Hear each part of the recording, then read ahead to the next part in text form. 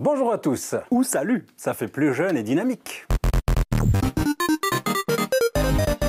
Retour dans ce numéro au monde des entreprises, mais pas n'importe lesquelles, les entreprises jeunes et dynamiques. D'accord, l'expression fait un peu cliché, mais elle a parfois du vrai. Bienvenue dans le monde des startups. Les startups, ce sont des jeunes entreprises innovantes. D'après Wikipédia, en français, on dit parfois des jeunes pousses. Elles existent dans différents domaines, mais principalement dans le numérique, et c'est à celle-là qu'on va s'intéresser aujourd'hui. Ah! Eh bien, tu n'es pas tombé loin, parce que la première dont on va parler aujourd'hui, c'est une créatrice de jeux vidéo!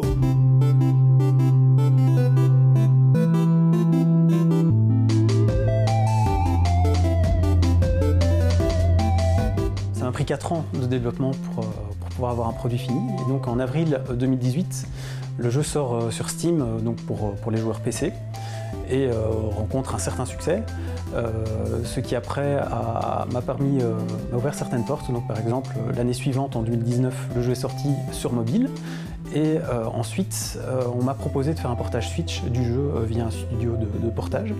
Et donc le jeu sortira sur Nintendo Switch également en janvier 2021.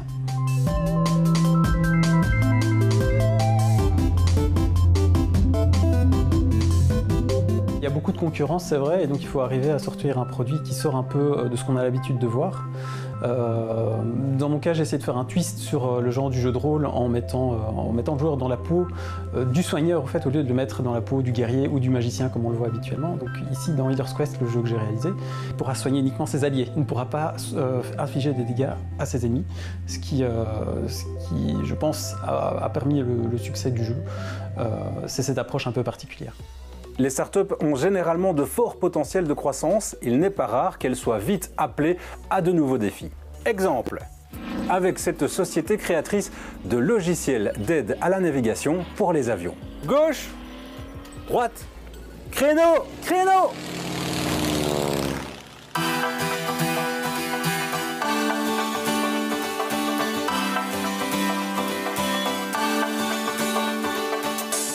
À la base, nous fournissions aux pilotes tous les outils et les données nécessaires pour gérer, préparer et réaliser les navigations via des applications mobiles en fait.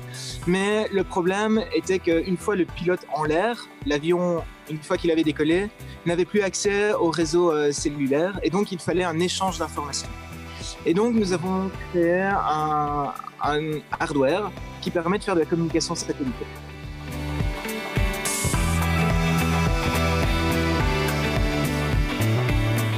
On est dans un monde où il y a énormément de papier, les cartes sont en papier, elles sont remises à jour régulièrement et c'est difficile pour un pilote d'entretenir ces données-là. Et donc ici, avec le numérique, nous permettons en fait de fournir aux pilotes en temps réel les dernières données, que ce soit au niveau cartographique, mais aussi au niveau météorologique, l'état des espaces aériens, etc.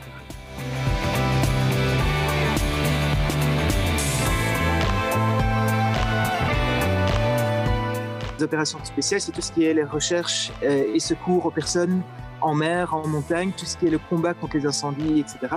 Et donc, nous fournissons maintenant un lien permanent et en temps réel entre les opérations au sol et le pilote qui est en plein feu d'action. Il arrive même que tout un écosystème numérique donne naissance à un produit physique. Cette maison d'édition, par exemple, remet les auteurs au centre. Je veux dire au centre des décisions, grâce à des échanges en ligne avec le public qui permettent ensuite de publier de vrais livres papier.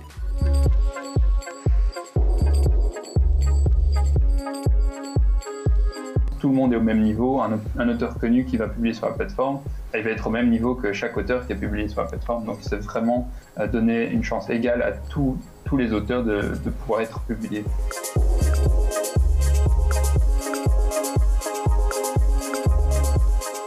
Ce qui est le plus enrichissant, c'est d'avoir le plus de monde possible et le plus de personnes différentes aussi, parce que nous, on veut vraiment représenter le marché tout entier sur la plateforme. Donc avoir des profils différents, c'est super intéressant pour nous.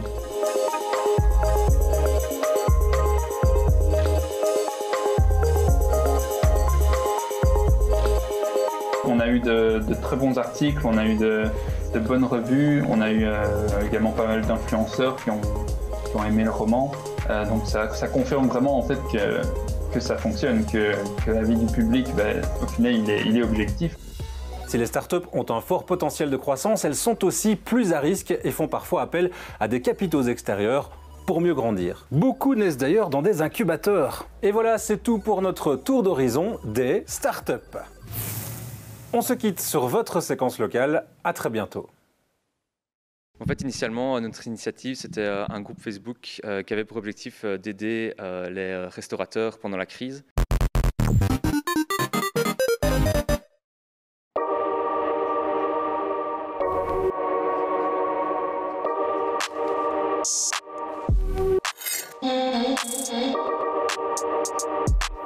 On s'est rendu compte qu'il y avait un besoin, les producteurs locaux essaient de se mettre en avant, mais n'ont pas forcément les outils financiers ou technologiques de pouvoir se lancer dans la vente en ligne. Consommer local, en fait, ça devient de plus en plus compliqué. C'est beaucoup plus facile d'aller faire ses courses que de commencer à aller trouver les petits producteurs près de chez nous.